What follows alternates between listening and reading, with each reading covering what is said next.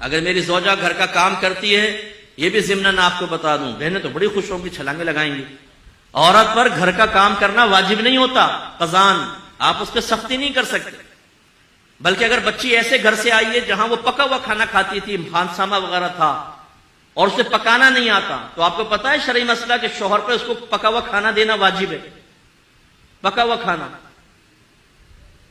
بیوی کے اوپر کپڑے دھونا، برتن دھونا، استری کرنا، بچے سنبھالنا کوئی واجب نہیں ہے، دودھ بھی پلانا ماں پر واجب نہیں ہوتا، ہاں اگر بچہ کسی اور ماں کا دودھ قبول نہ کرے تو الگ بات ہے، پھر اس کو پلانا واجب ہوگا، ورنہ ماں پہ دودھ تک پلانا بچے کو واجب نہیں ہوتا۔ یہ آپ نے دین کبھی سیکھا ہے؟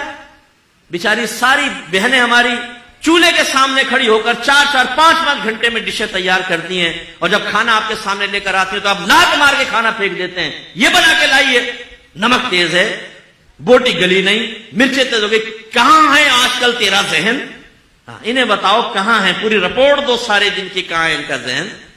تمہیں استری شدہ کپڑے مل رہے ہیں، تمہارے بچے وہ سنبھال رہی ہے، تمہارے ہاتھ پاؤں تک وہ دبا رہی ہے، جب تم فریاد کرتے ہو اور فرمائش کرتے ہو چائے بن کر تمہارے سامنے آ جاتی ہے، وہ نوکر نہیں ہے ہماری، وہ اگر یہ کام کرتی ہے تو اس کا احسان ہے۔ ہم نے جب شریعت کو سیکھا تو ہم نے اپنے گھر میں یہ چیز واضح کر دی۔ میری ماشاءاللہ زوجہ بھی عالمہ ہے، اور پوری دنیا میں بہت سارے ممالک سے لوگ ان سے پڑھ رہے ہیں، سارے بچے میرے عالم مفتی بن رہے ہیں، بچی بھی میری وہ عالمہ بن رہی ہے، ہم نے تو گھر میں ایسا ماحول بنا دیا۔ لیکن اب آپ کہیں گے مفتی صاحب جب ہم بیوی کو کہہ دیں گے تو اس پہ واجب نہیں، وہ کہاں کام کرے گی؟ کرے گی۔ انہیں یاد دلائیں کہ بی بی فاطمہ رضی اللہ تعالیٰ عنہ پر بھی واجب نہیں تھا، لیکن گھر کا سارا کام خود ہی کرتی تھی وہ۔ لیکن اب میں جو آپ کو سمجھانا چاہ رہا ہوں، اگر ایک بیوی پہ کوئی چیز واجب نہیں تھی، اس میں کوتاہی ہوئی، کیا آپ کے لیے جائز ہے کہ آپ اس کے منہ پہ تھپڑ مارے، اسے ماں بہن کی گالیاں بکے کہ آپ کے کپڑے پہ استری کیوں نہیں کی؟ اگر وہ چائے بنانا بھول گئی تو کیا آپ کے لیے جائز تھا اس کو لات مارنا؟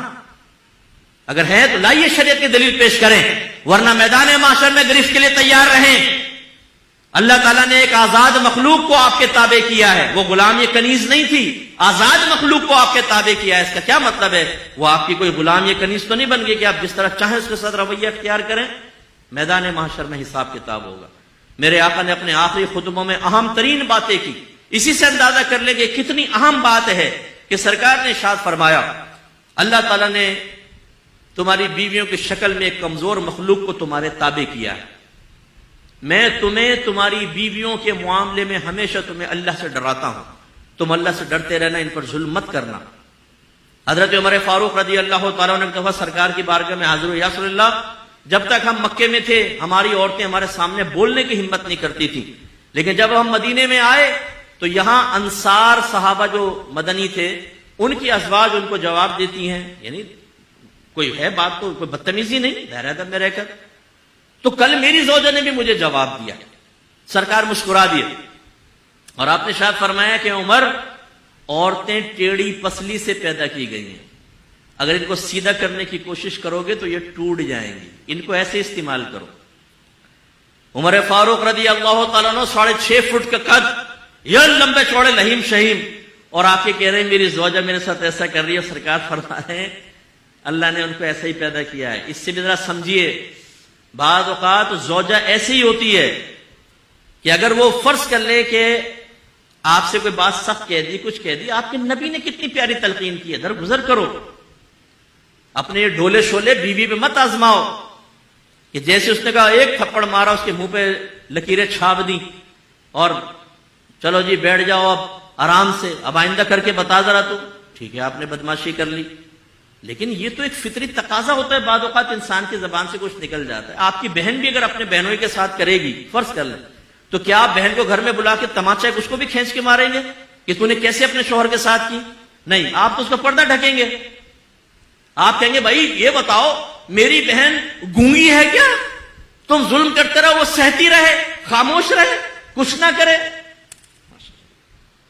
قربان جائیں آپ کے اوپر، بہن آئی تو کچھ نہ بولے، بیوی آئی تو منہ سیدھو اس کا۔ بالکل ہمارے گھروں میں یہ جو غلط چیزیں چل رہی ہیں، حد اعتدال سے آگے نکل جانا، اس کی طرف فکر کرنی چاہیے۔ لیکن میں نے کہیں غلط اس کو رخ نہ لے جائیں تو میں ایک آپ کو سنا دیتا ہوں ایک بات بھی۔ ایک بھائی نے کہا کہ یار میری بیوی کام ہی نہیں کر رہی گھر کا. جب اس کو کہا کہ کام کرو تو اس نے سنا دیے 2-4 کلپ کہ ہم پہ تو واجب ہی نہیں ہے گھر کا کام کرنا. تو پھر اس کو یہ ترکیب بتائے گی کہ تم ایسا کرو کہ اپنی زوجہ سے کہو کہ ٹھیک ہے تم پہ واجب نہیں، بالکل نہ کرو، لیکن شریعت نے مجھے دوسری شادی کرنے کی اجازت دی ہے اور دوسری بیوی میں اسی شرط پہ لے کر آؤں گا کہ گھر کی کام کرے گی، تم بالکل نہ کرو. پتہ چلا کہ بیوی نے کہا نہیں میں کرنے کے لیے تیار ہوں، تم یہ قدم نہ اٹھاؤ. تو یہ بہنوں کو بھی چاہیے دیانتاً گھر کا کام کرے. لیکن میں جو آپ کو سمجھانا چاہ رہا ہوں، اب یہ دیکھیں، میری والدہ ابھی فوت ہوئی ہیں، والد بھی تھے، والدہ. ہم نے زوجہ کو صاف بتا دیا تھا کہ آپ پر ہمارے ماں باپ کی خدمت کرنا واجب نہیں ہے، لیکن ماں باپ سمجھ کے کریں گی تو آپ میرا دل جیتیں گی، ہماری دل جوئی ہوگی، خوشی ہوگی. نہیں کریں گی ہمیں کوئی شکوہ نہیں ہوگا آپ سے. یہ کلیئرلی ہمیں میسج دینا لازم ہے تاکہ ہمارے بچے بھی اس کو سیکھیں اور سمجھیں. تو آج اگر ہماری زوجہ گھر میں کوئی کام کرتی ہیں، زیادہ کام کرتی ہے، ہم دسترخوان پہ بیٹھے ہوتے ہیں، بچوں سے کہتے ہیں اپنی والدہ کا شکریہ ادا کرو کہ انہوں نے 4 گھنٹے چولہے کے سامنے کھڑے ہو کر تمہارے لیے کھانا بنایا، تمہارے کپڑے دھوئے ہیں، ہر چیز پہ شکریہ ادا کرتے ہیں، اس کی عادت بناتے ہیں تاکہ قدر و قیمت رہے.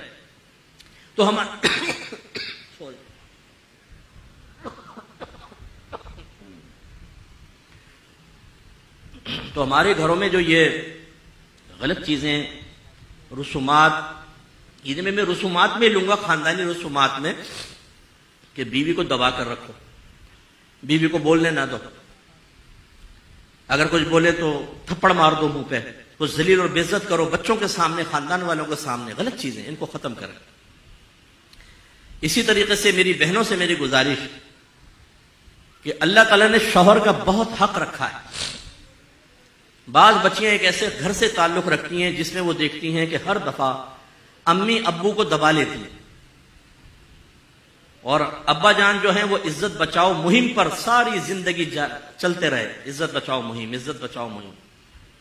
وہ بیچارے بدتمیزی کر رہے ہیں، بیویوں کہتے ہیں چھوڑو یار، خاموشی سے نکل گئے. وہ بیٹی جب یہ کرتی ہے آبزرو، تو اس کا ذہن بن جاتا ہے کہ مجھے بھی ایسا کرنا ہے. نتیجہ نکلتا ہے جب وہ دوسرے گھر میں جاتی ہے تو تربیتیں کامل نہ ہونے کی بنا پہ اس گھر کو جہنم بنا دیتی ہے بسا اوقات. یہ یاد رکھیں، ہمارے گھر کو بچیاں ایسی سن رہی ہیں، نبی کریم صلی اللہ علیہ وسلم نے شوہر کا بڑا حق بیان فرمایا. ایک بچی شادی نہیں کر رہی تھی، اس کے گھر والے اسے نبی کریم صلی اللہ علیہ وسلم کے پاس لائے. یا رسول اللہ یہ شادی نہیں کرتی. سرکار نے فرمایا تم کیوں شادی نہیں کرتی؟ اس نے سرکار کی زبان اقدس سے ہی نکلوانا چاہا، وہ جانتی ہوگی. تو اس نے کہا رسول اللہ آپ بتائیں کہ شوہر کا بیوی پر کیا حق ہے؟ تو رحمت کونین صلی اللہ علیہ وسلم نے ارشاد فرمایا کہ شوہر کا بیوی پر یہ حق ہے کہ اگر اس کا پورا جسم خون اور پیپ سے بھرا ہو اور عورت اپنی زبان سے چاٹ کر اس کے بدن کو صاف کر دے تب بھی اس کا حق ادا نہیں کر سکتی. مراد کیا ہے؟ یہ معاذ اللہ یہ نہیں کہ کوئی حقیقت ایسا، مراد کیا ہے؟ یہ قابل نفرت کام ہے. یعنی عورت شوہر کا حق اسی وقت ادا کر سکتی ہے جب اس کی طرف سے آنے والی تلخیوں، کمیوں کے اوپر صبر کرے اور اللہ کی رضا کے لیے اس کا گزارا ساتھ دیتی رہے. اتنا حق رکھا ہے. اور ایک روایت میں فرمایا کہ اگر میں مخلوق کو سجدہ کرنے کا حکم دیتا تو بیویوں کو حکم دیتا کہ اپنے شوہروں کو سجدہ کریں، لیکن سجدہ تو صرف اللہ کے لیے ہی جائز ہے. اس سے ہماری وہ بہنیں ذرا درس حاصل کریں جو شوہر کو آنکھوں میں آنکھیں ڈال کے گفتگو کرتی ہیں، بعض اوقات تو گریبان پکڑ لیتی ہیں، ماں بہن کی گالیاں بکتی ہیں. ہمارے پاس تو کیسز آتے رہتے ہیں اس طرح کے بے شمار. وہ ایک بہن نے روتے ہوئے کہا مفتی صاحب میرے شوہر نے مجھے مارا پیٹا، گالیاں بکیں. تو میں چونکہ تجربہ کار ہوں ان چیزوں کا، تھوڑا سا تجربہ کار سے مراد لوگوں کے مسائل سننے کے اعتبار سے، یہ نہیں کہ گھر میں کوئی تجربے کر رہا ہوں.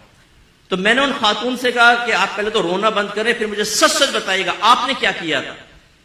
کہنے کہ میں نے بھی گریبان پکڑ کے کھینچا تھا اور گالیاں کڈی سی. لو جی بھیا آپ نے کیا کیا؟ یہ تو یہ ہمارے یہاں چل رہا ہے. ایک مخصوص کمیونٹی ہے ہمارے ملک میں، اس سے تعلق رکھنے والی ایک بچی تھی. اس نے اپنا بتایا کہ میں نے شوہر کو زمین پہ پٹک دیا اور چھری اس کی گردن پہ رکھ دی اور میں نے کہا دے 3 طلاق. اس نے 3 طلاقیں دے دی. مفتی صاحب ہو گئی 3 طلاقیں. اب بھولے پن کی انتہا دیکھیں آپ، اور اس کی شیرنی کی بہادری دیکھیں آپ. اب یہ لڑکی کیسے سے بہادر بن گئی؟ اپنی ماں کو دیکھا ہوگا، اپنی خالہ کو دیکھا ہوگا کہ ہر ایک نے لمبے ناخن رکھ کے منہ کے شوہر کے منہوں کو چھیلا ہے اور کچلا ہے، تو وہ بھی اس میں پڑ گئی.